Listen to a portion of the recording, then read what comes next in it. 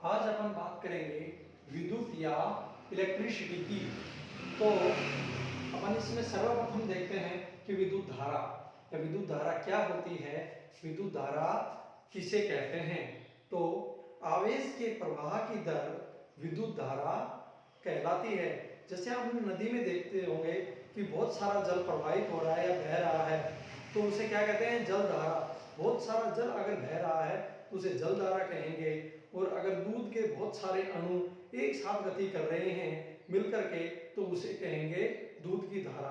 तो जिस तरीके से बहुत सारी चीजें एक साथ मिलकर अगर प्रवाहित हो रहे हैं तो उसे उसकी धारा के नाम से जानते हैं अपन। लेकिन इसमें देख रहे हैं कि विद्युत धारा, तो आवेश के प्रवाह की दर क्या कहलाती है, विद्युत धारा। तो अपन किसी चालक तार के अंदर देखते हैं कि कोई चालक तार होता है, उस चालक तार में एक दिशा में बहुत सारे इलेक्ट्रॉन गति करते हैं। और यहाँ अपन लिख सकते हैं कि इलेक्ट्रॉन ऋणावेशित होता है, नेगेटिव चार्ज होता है, ऋणावेशित। और इलेक्ट्रॉन की वैल्यू की अपन बात करते हैं तो एक इलेक्ट्रॉन की वैल्यू होती है 1.6 इंटू 10 की पावर माइनस 19 कूलम। एक इलेक्ट्रॉन की वैल्यू कितनी होती है, 1.6 इंटू 10 की पावर माइनस 19 कूलम। जब बहुत सारे इलेक्ट्रॉन एक ही दिशा में बह रहे हैं और ये ऋणावेशित हैं, तो अपन कह सकते हैं कि इसकी विपरीत या इसके अगेंस्ट, इसकी विपरीत दिशा में या अगेंस्ट डायरेक्शन के अंदर क्या विद्युत धारा प्रवाहित हो रही है, जिसे I से अंकित किया गया है। तो इलेक्ट्रॉन के विपरीत दिशा में क्या प्रवाहित हो रही है, विद्युत धारा। और अपन इसकी एकांत समय या फिर किसी क्षण, छोटे से टाइम जो होता है, क्षण होता है, उसमें इसकी बात करते हैं कि एक छोटे से टाइम या किसी क्षण के अंदर जितने इलेक्ट्रॉन प्रवाहित होंगे उसी हिसाब से धारा का पता लग जाएगा कि धारा कितनी स्पीड से आ रही है। जैसे कि बहुत सारे इलेक्ट्रॉन एक दिशा में प्रवाहित हो रहे हैं बहुत तेज स्पीड से, तो अपन कह सकते हैं कि धारा की जो स्पीड होती है वो भी क्या होगी, उतनी ही तेज होएगी।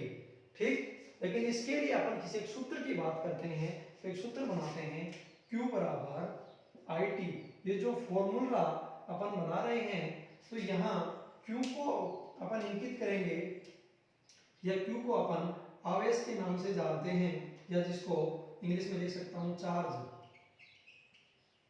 और चार्ज को हिंदी में कहते हैं आवेश। और यहां मैं बात करता हूं I। जो I है, I को बोलते हैं करंट। यहां करंट को मैं लिख सकता हूं धारा, और T को टाइम या समय। इसके बाद में अपन इनकी यूनिट्स की बात करते हैं, जो इनकी इकाई होती है। तो जो चार्ज होता है, आवेश होता है, Q से रिप्रेजेंट किया गया है। इसकी जो इकाई होती है कूलाम होती है, और कूलाम को C से लिख सकते हैं। इनकी इकाई क्या होगी, C या कूलोम। ये इनकी इकाई है। और जैसे ही करंट की बात करें तो करंट की इकाई होती है एम्पियर या AMP शॉर्ट में लिख सकते हैं। और जो टाइम होता है, टाइम की इकाई होती है हावर या मिनट या सेकेंड। ठीक, ये इसकी इकाई है। अब इस फॉर्मूले को थोड़ा सा और बदल करके लिख सकते हैं अपन। जैसे कि अपने को इस बार तो Q पता करना था, चार्ज पूछ रहा है क्वेश्चन में, और अपने को करंट और टाइम दिया गया है। तो करंट और टाइम को मल्टीप्लाई कर करके अपन आवेश या चार्ज पता कर सकते हैं। अब इसी का दूसरा रूप मैं लिख देता हूं, Q बराबर IT। तो इसके लिए मैं क्या करूंगा कि अपॉन में 1 रखूंगा, अपॉन में 1, क्रॉस मल्टीप्लाई या वज्र गुणा करूंगा। वज्र गुणा करने के बाद में I बाहर आ जाएगा, I बराबर Q बटा T। ये इसका सूत्र बन गया, ये इसका दूसरा रूप बन गया। जब मुझे I पता करना है तो मैं क्या लिखूंगा, Q बटा T। इसके बाद में मैं बात करता हूं कि जो मुझे लिखना है इसका तीसरा रूप।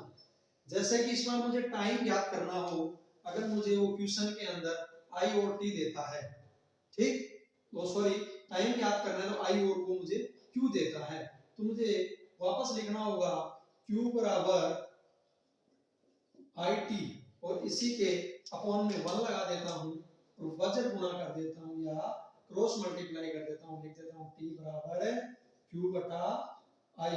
ये इसका तीसरा रूप में प्राप्त हो गया है, ठीक। तो Q बराबर आई टी या लिख सकता हूं I बराबर Q बटे टी। अपन इसके बाद में इक्वेशन कर लेते हैं कि जैसे अपने को क्वेश्चन में दिया गया है, अपने को क्वेश्चन के अंदर दिया गया है कि Q की वैल्यू तो है 5 कूलम और T की वैल्यू दी गई है 10 मिनट्स, ठीक।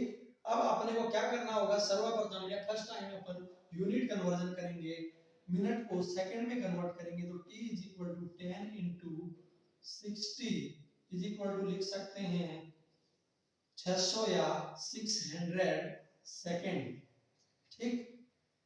अब t की वैल्यू अपने पास आ गई, q की वैल्यू अपने पास है और मुझे फाइंड करना है करंट, तो यहाँ I इज इक्वल टू